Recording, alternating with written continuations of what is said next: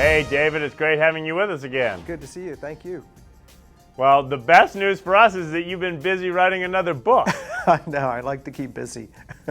Well, we love it too, but Will has met his match in this character, Jessica. Was it fun writing about her, I think, especially? Yeah, I think the fun came through in the pages. It really was. When I first started to think about the book, I was thinking about Will Roby versus Joe somebody, and then I scratched out Joe and wrote in Jessica, and the whole thing changed in my mind. It was cool.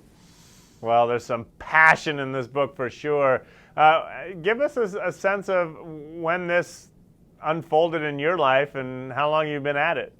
Yeah, after I wrote The Innocent, the first Will Roby book last year, I thought I was going to bring him back, so I just wanted to develop him some more, and I wanted to have a vehicle to do that. And so probably a little over a year ago, I was thinking about who could I pit him against that would sort of be a real challenge for him. And I thought, what about another assassin who he had worked with and was probably as good as he was, and she goes rogue and he's assigned to kill her, and then things get really complicated fast after that. Once you have that initial concept and premise, a lot of things, sort of were derived from that, and then I had an easy time developing the plot going forward. Well, I'm going to put you on the spot. If you had to take someone out, would you hire Will or Jessica?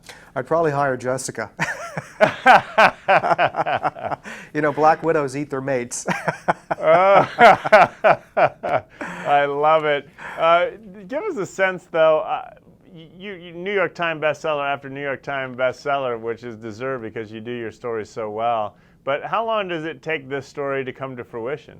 Yeah, probably close to a year from at least the initial thinking about it to the last editing and then seeing it on the shelf. So I keep busy. I like to compartmentalize. I like to work on a lot of different projects at the same time, jumping from one to the other. But it keeps me fresh and energized, and it's a nice routine for me.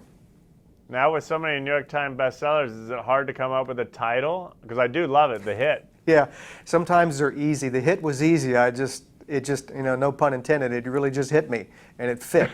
But other titles are really hard, and sometimes we don't have it until we're going right to the publisher finally says, we're about to print the book. It would be really nice to have a title, and I have to sit down and come up with one. So sometimes easy, sometimes not.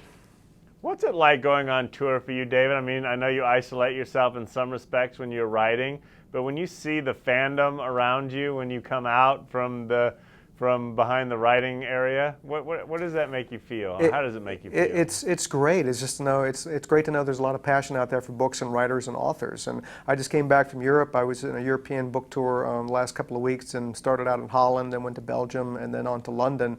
And lots of fans, lots of coverage. Everybody wanted to talk to me. I was in Utrecht.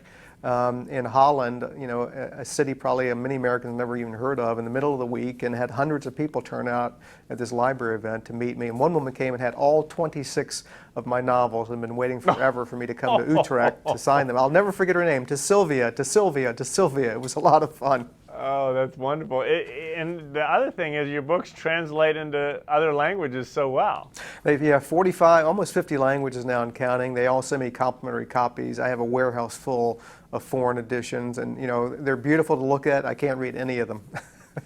Well, let's turn our attention to a movie that's coming out this year. Congratulations. When the call came that Clint Eastwood was going to be part of it and Gene Hackman, how did that make you feel? Yeah, my very first novel, Absolute Power, it was absolutely incredible to know they were going to be involved in that, and it was great being on the film set with them, and I really enjoyed it a lot. We just finished filming Wish You Well, another one of my novels that we're turning into a feature film, and we're just finished post-production on that. We also have a television series coming out based on my characters King and Maxwell. It's going to be on TNT on June 10th. It premieres, and I've seen the pilot. It's a great show. Same guy who does NCIS is doing this one, and looking forward to seeing that on the screen too. All right, David, you got to answer this question from your perspective. We all go to movies and go, man, it's not as good as the book.